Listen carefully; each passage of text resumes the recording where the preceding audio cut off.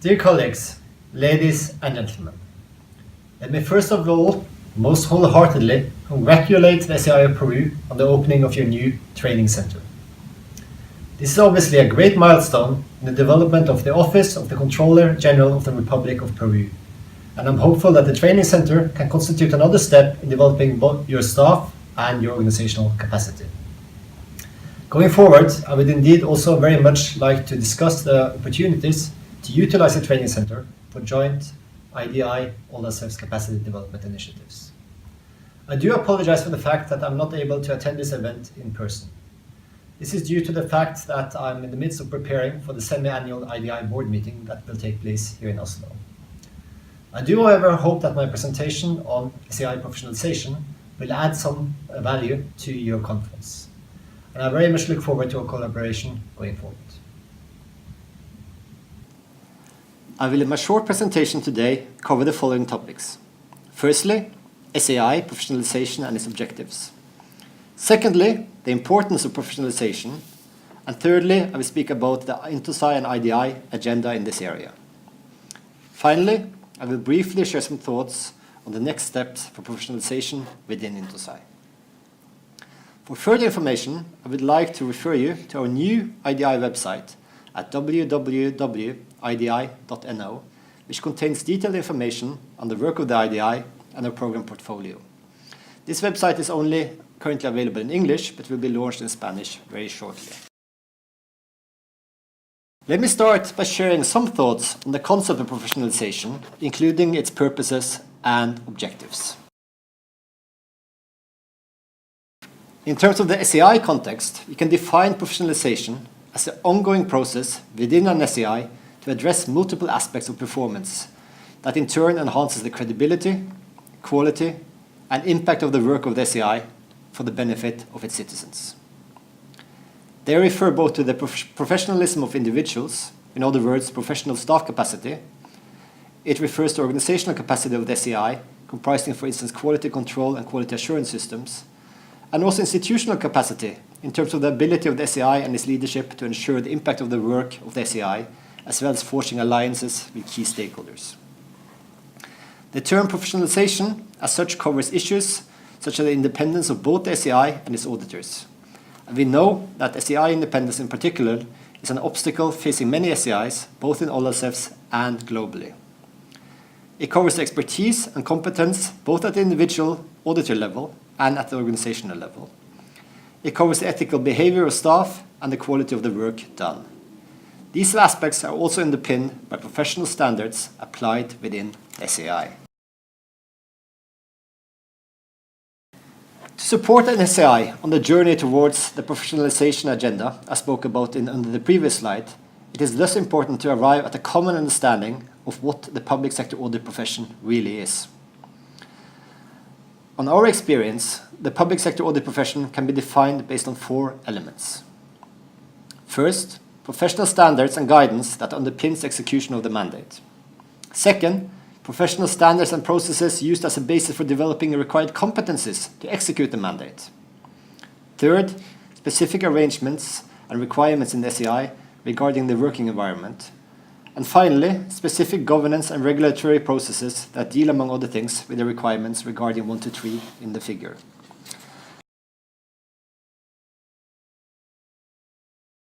The first element refers to the professional standards framework for the requirements that all member bodies of a profession should meet. In INTOSAI, of course, this means the ISAI framework, that is the standard and framework that underpin the public sector audit profession. The ISAIs were, as I'm sure you know, introduced in 2009 and do, in my mind, constitute the perhaps biggest single achievement in the history of INTOSAI. For the first time, we have a common set of standards for the public sector audit profession. This helps us benchmark our performance against practice. It can lead to better quality and uniformity in the way we conduct public sector auditing. And doing the audits in line with international standards enhances the credibility of the work of the SAI with key stakeholders. At the same time, I always say that having standards in place in themselves do not strengthen SAIs. It's also very much dependent on actually SAIs using the standards. So it's important for us now, as SAIs in INTOSAI, to to actually work with actually implementing the SIs in our own practices. And we also need to create an understanding that this is not done overnight. It's a long-term journey, something that we will be working with in the IDI, in the regions, and in the SEIs for many, many years to come. And indeed, the 3I, the SI Implementation Initiative, that also SI Peru took part in, is one small step in doing so. Referring you back to the slide, the second element relates to the competencies that the member bodies of a profession, or SEI in this case, will require of their staff or teams to be able to appropriately implement their mandates as per the INTOSAI standards. It covers technical, managerial, and other competencies. In this context, it refers to a set of commonly shared and accepted core competencies for professional public sector auditors across the world. The third element requires the profession to define specific arrangements or requirements in the working environment. These are very much, at the moment at least, defined at level 2 of the SI framework, where entity-level requirements are articulated. They cover, for instance, the Code of Ethics, quality control, principles of SI transparency and accountability, as well as SI independence and the principles of the value and benefits of SEIs in SI 12. They also relate directly to one of the key principles in SI 12, namely SEIs leading by example. As a key pillar of ensuring good governance and accountability for SEIs to be credible, it is vital that they lead by example in terms of being transparent, report on their performance, and having good governance arrangements in place. The fourth element in the slide requires a regulatory mechanism that checks compliance with requirements defined in the standards. To support and evaluate the professional development of an SEI, a framework such as the SI Performance Measurement Framework, or the SI PMF, as well as compliance mapping tools such as ICATs, can be used in addition to other evaluation and compliance frameworks developed in the INTOSAI community. For example, the peer reviews. These tools enable SEIs to measure their overall performance and compliance against SIs. Let me here also just pause for a moment to recognize the important contributions made by the Office of the Controller General of the Republic of Peru in terms of developing and implementing the SI PMF in the OLSF's region. Thank you very much for your support. Next, I would like to speak on the importance of professionalization. For me, the continuous professionalization of SEIs is pivotal if we are to remain and increase our relevance in the international community. If we are to really contribute to the implementation of the SDGs in order to create a better tomorrow for the next generation. If we are to enhance the service delivery to citizens and help eradicate corruption. And ultimately, if we are to add value to our citizens. To do so, we need to have a multifaceted approach to professionalization. We need to continue and indeed strengthen the development of individual auditor skills and ethical behavior. Strengthening the skills of staff does not, however, automatically lead to stronger SEIs. So we need in parallel to work with both enhancing the organizational structures in SEIs and work with aspects such as the quality of leadership and SEI independence, as well as interaction and work with key stakeholders such as civil society. We also need within INTOSAI and the regions, like OLSFs, to create an environment where professional attitudes and skills are encouraged, developed and supported, and where career ladders are linked to this. And our efforts must also be linked to the governance of the public sector as a whole, and the ability of SEIs to document results and show that we are making a difference. That, ladies and gentlemen, leads me on to the work in this field by INTOSAI and the IDI. The ultimate purpose of INTOSAI's professionalization agenda is to support SEIs and their staff, as I said, to make a difference to the lives of citizens. The inverted pyramid in the slide depicts this. INTOSAI and the regions do not just exist to exist, but rather they exist for a purpose, namely to support the strengthening and performance of SEIs. And indeed, for SEIs to make a difference and add value, they are both dependent on having professional systems in place and strong and visionary leadership, but also in terms of having the right caliber of public sector auditors. Against this backdrop, a task group on auditor certification was created back in 2014. It is led by the SEI of South Africa as chair of the CBC, but also comprises the IDI and a number of SEIs. The first deliverable of this group was a white paper to the INTOSAI Governing Board in November 2014. Following this, the group was requested to do more research and develop a competency framework to be piloted in the INTOSAI community in the longer term.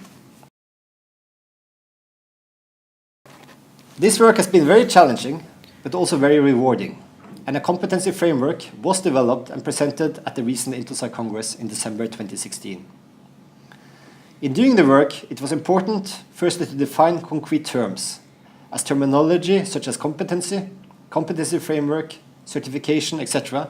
carry different meanings in different environments, in different SEIs, and in different languages. So in the paper, INTOSAI's definition of competency is as follows: measurable or observable knowledge, skills and abilities critical to successful job performance. So it's worth noting that it focuses on the individual and defines competency as a crosscut of knowledge, skills and abilities that can be measured or observed. The phrase competency framework is defined as the model or structure that details and defines the competencies required of an individual professional for the capacity of an audit, within an audit stream. And we have separated between three different audit streams: financial, compliance, or performance audit. And it also needs to be related to contributing to higher performance. Looking at the three aspects of competency, knowledge is defined as the theoretical or practical understanding of a subject. The term skills is defined as the proficiencies of the individual developed through both experience and training. And ability is defined as the individual's capability or aptitude to do a specific task. The competency framework that was presented at the INTOSAI Congress serves multiple purposes for an SEI, like site Peru. Firstly, it can be used for certification at the SEI level, at the regional level, and indeed at the INTOSAI level. This was the originally envisaged purpose of the competency framework, and the definition of a competency framework is the first step in any certification process, which we'll come back to in a while. Secondly, it can actually serve a purpose in terms of recruitment.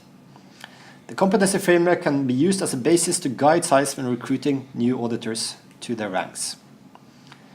SEIs can also use the framework to develop career plans for its staff to reach a level of professional competency in one or more of the three main areas of auditing: performance, financial, and compliance. Also, all professional development initiatives, ranging from designing a unique professional qualification to training and learning interventions at INTOSAI, regional and SEI level, can be based on this framework. It can also contribute to performance management, assessing whether an individual has displayed the competencies relevant to performing effectively in the functions, and that is a major consideration in all performance management. And finally, the SEI's management can use the framework to develop an overall deployment plan for the audit workforce, based on the competencies available and competencies needed for executing the SEI's annual work plan. I mentioned very briefly about certification, and I will not go into all the different purposes of the framework, but I will just briefly explain here how the competency framework feeds into auditor certification. And we defined auditor certification as a 5-step process. The first is about defining a competency framework for public sector audit professionals. Having articulated the required competencies, a syllabus can be developed. The third step is to design and deliver a certification program, either nationally, regionally, or globally. The fourth step, of course, is to examine and evaluate all the participants to see whether they have acquired the skills. And the fifth step is to make provision for continuous professional education of the staff that have taken part in the certification program. Moving on to the next slide, it depicts the key principles of the INTOSAI competency framework being developed. Firstly, it needed to be aligned to the ISAIs. The frameworks are aligned to the financial performance and compliance audit ISAIs. The competencies are defined at a level that will enable the individual auditor who shows the identified competencies and has the appropriate enabling environment to implement ISAIs in the audit practice. Secondly, we're speaking about the professional level. As the competency framework have been developed to identify the individual competencies necessary to implement ISAIs, the competencies are defined at a professional rather than a basic level. An individual auditor may be developed to demonstrate more than one set of competencies. That entails, for instance, that an auditor may have the competencies both within financial and compliance or performance and compliance audit, to mention two examples. The third principle is about core consistency.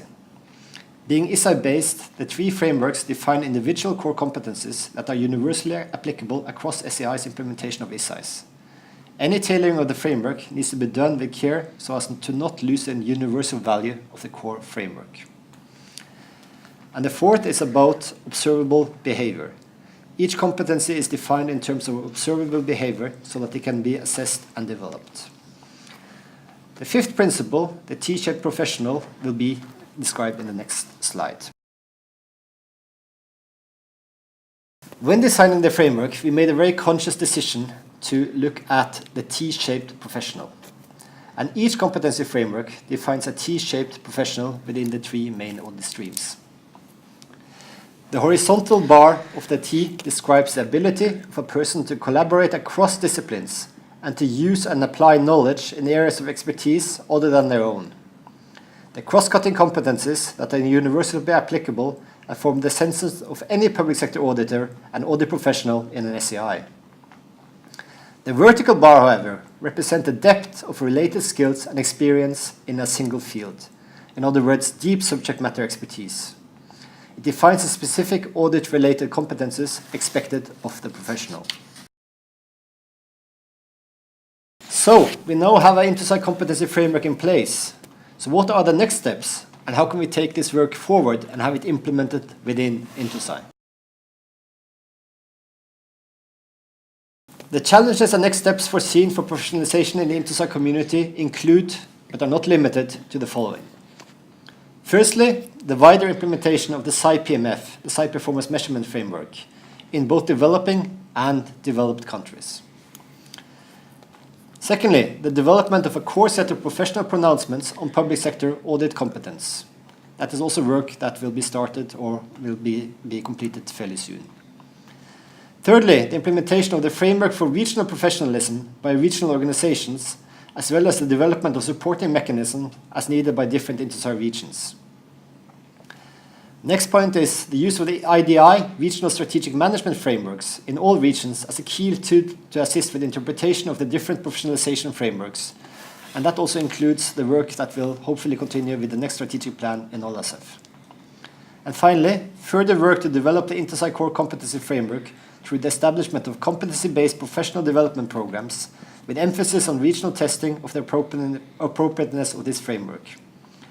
Here I would like to mention that the IDI is planning to pilot the framework in its certification programs, and we will provide further information on this to SAI Peru and other SEIs in the years to come.